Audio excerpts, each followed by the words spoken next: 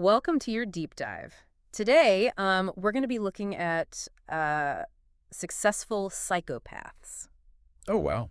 Yeah, so, when you hear psychopath, you probably think, Evil mastermind. yeah, right, like some supervillain. Exactly. But that's not exactly what we're going to be talking about today. Right, we're going to kind of flip that image on its head. Yeah, we're going to be going beyond those like stereotypical Hollywood psychopaths. Yeah, those tropes. And we're going to look at how certain psychopathic traits might actually be beneficial in some surprising places. Yeah, this deep dive is really going to challenge some of those ideas that you have about psychopathy. So the source material for this deep dive is an article called The Psychopathic Path to Success. Ooh, very interesting. It kind of makes you stop and think, right? It does, yeah. It suggests that psychopathy isn't this black and white concept, but actually exists on a spectrum. Yeah, so what researchers are finding is that instead of, viewing psychopathy as this binary are you or aren't you, Right. it's more accurate to see it as a dimensional concept. So you can have varying degrees of psychopathic traits without necessarily fitting that criminal mastermind mold. So not Hannibal Lecter. Exactly, not necessarily Hannibal Lecter. Yeah. You could encounter someone with psychopathic tendencies in your daily life and not even realize it. Okay, so at the grocery store or... At the grocery store, at work, maybe even in your family. Oh, wow. Okay. Scary. Yeah. A little bit unsettling, Yeah. but fascinating too. Yeah, definitely. The article goes on to talk about these successful psychopaths. Yes. So these are people who possess these traits, but they manage to function in society and actually even thrive. And not only thrive, but reach the top of their field, Okay. potentially using some of these psychopathic traits to their advantage. So give me an example. So think about like a high-powered CEO who can make these tough business decisions, sometimes ruthless decisions, Right. without even hesitating. They don't even blink. They don't even blink an eye. Yeah. Okay. So that could be a sign of psychopathy at play. It really makes you wonder. It does. The article really dives into these 3 specific traits that are associated with psychopathy: meanness, disinhibition, and boldness. Okay. Now, meanness is basically a lack of empathy, Right. disregard for others' feelings. Right. Disinhibition, that's basically having difficulties with impulse control. Yeah. Those 2 are kind of traditionally seen as pretty negative qualities. Yes. But yeah. then there's boldness. Yeah, that's where things get interesting. Yeah, boldness is described as a blend of social dominance, resilience. Mm-hmm. When you face a setback, you can kind of bounce back. Yeah. And a venturesome spirit. Yeah. So not necessarily bad things. No, not at all. Those sound like good things to me. Yeah, and these are things that we often admire in leaders even. And entrepreneurs. Right. Yeah. These bold entrepreneurs that take risks and really go for it. And researchers actually believe that boldness might be the key ingredient that separates those who channel these traits into success from those who engage in antisocial behavior. So it's like this key differentiator. So a healthy dose of boldness could help someone mask their potentially harmful tendencies. Yeah, I mean, think about the charisma and fearlessness that we often associate with those successful entrepreneurs. Right. Those qualities could be a manifestation of boldness, Okay. allowing them to take risks, command attention, and just bounce back from those setbacks.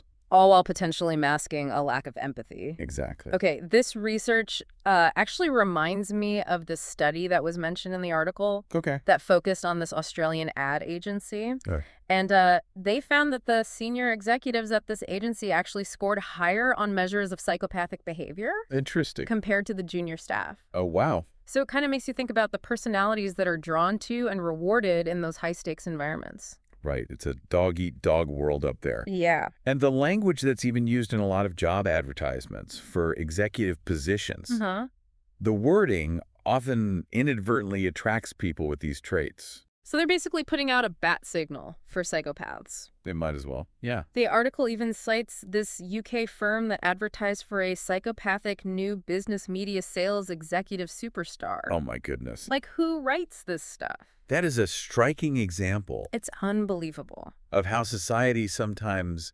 values and even seeks out these traits that we traditionally view as negative, Right. challenging our assumptions about what makes a person successful. Absolutely. But, the article does mention that not everyone agrees about this whole boldness as a psychopathic trait.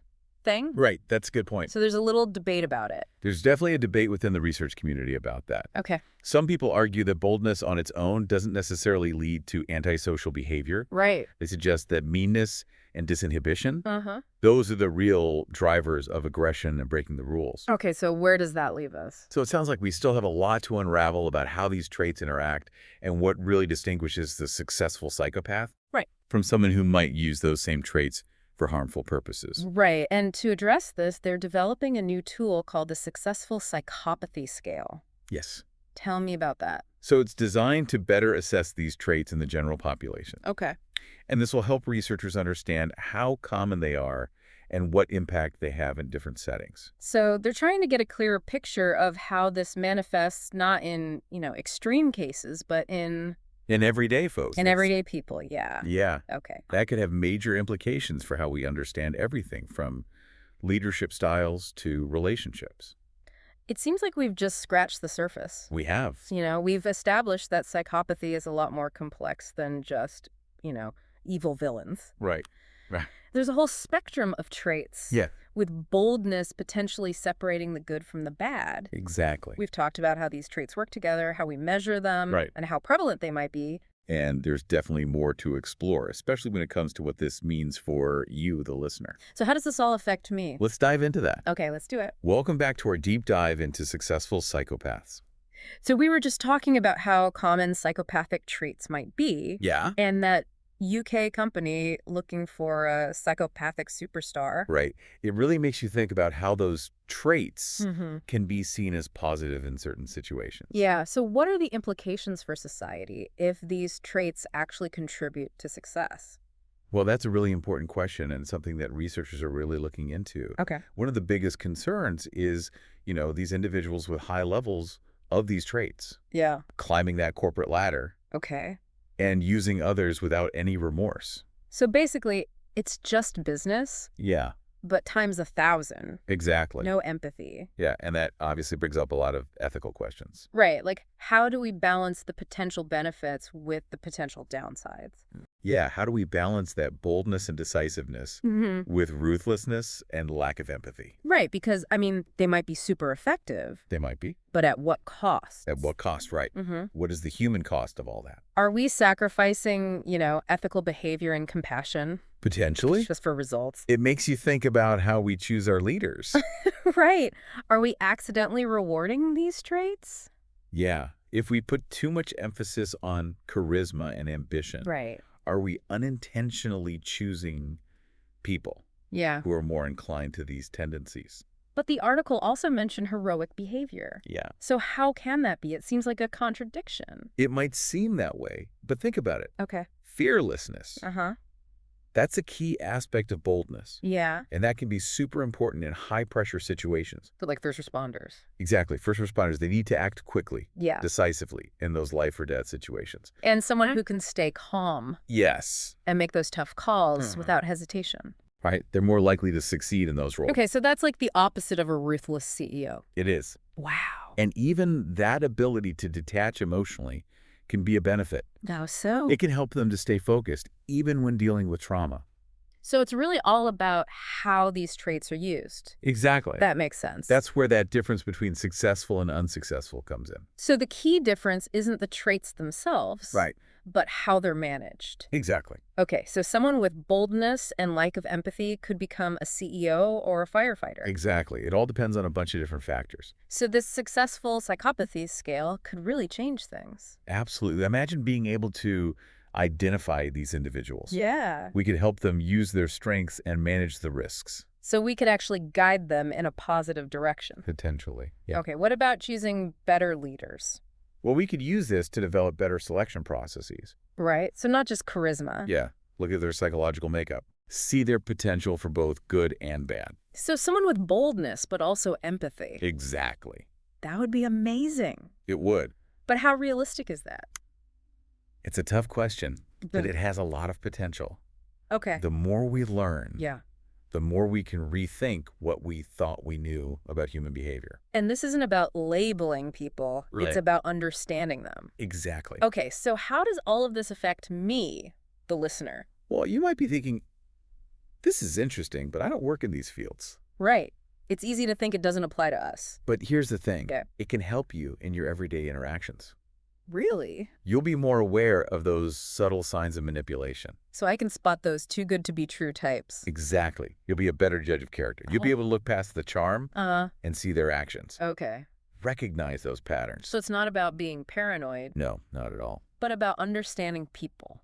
Exactly. Yeah. Not everyone has the same values and motivations. That's a really good point. And that can help you in all your relationships. So this has been really eye-opening. It has. I mean, we explored the spectrum of psychopathy. Yeah. The good, the bad, the ethical dilemmas. We did. And how this can actually empower us. Exactly. But I want to leave you with one final thought. Okay, I'm listening. So we've talked about how certain professions might attract these individuals. Right, like the corporate world. Yeah. First responders, even media sales. Uh-huh. But there's one area we haven't talked about. Okay. Where boldness, charisma, and a lack of empathy might be very advantageous. What is it? Politics. Wow. Makes you think, right? It really does. Psychopathy is complex, and we have to consider its implications everywhere. You're right. So I'll leave you to think about that. Okay. The role of psychopathic traits in politics. Exactly. Until next time, keep exploring and keep diving deep. Welcome back to the deep dive.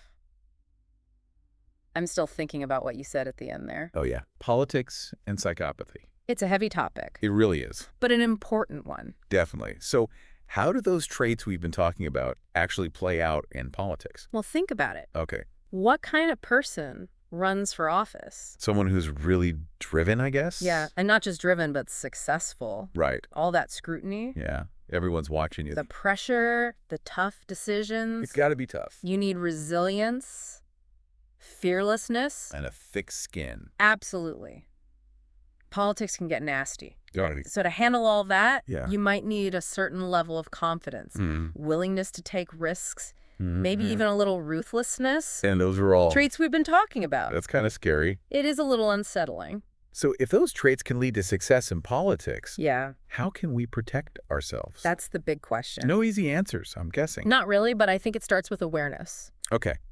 Being informed. Right. The more we understand about psychopathy, Yeah, the better we can recognize it and make good choices. exactly. So it's not about blaming people, Yeah. but about being more discerning. Right, especially when we're talking about people in power. So we need to be able to see through the charm. Exactly. Yeah. Don't just look at their promises, Right, look at their action. their track record, their values. Substance over style. Absolutely hold them accountable. That's a good point. And this goes beyond just like presidents and prime ministers, right? Oh, yeah, for sure. Like local leaders, too. Think about your workplace, Okay. even your friends. Wow, yeah. Understanding this stuff can help you in all parts of your life. You know, this has been such an interesting deep dive. It has been. We've really explored so much. We did the good, the bad, the ethical questions. Yeah. And how it relates to everyone. Really eye-opening stuff. That's what these deep dives are all about. So to wrap things up, Yep. what should our listeners take away from all this? I think the biggest thing is keep those critical thinking skills sharp. Oh, Play informed, question everything. especially when it comes to those in power. Exactly. In politics, in business, in your personal life. Wow, some great advice. Knowledge is power. It really is. And understanding people can help you make better choices. Absolutely. Well, that's all the time we have for today. It flew by. I know it did. Thanks for joining us on this deep dive into the world of successful psychopaths. Thanks for having me. Until next time, keep exploring, keep questioning, and keep diving deep.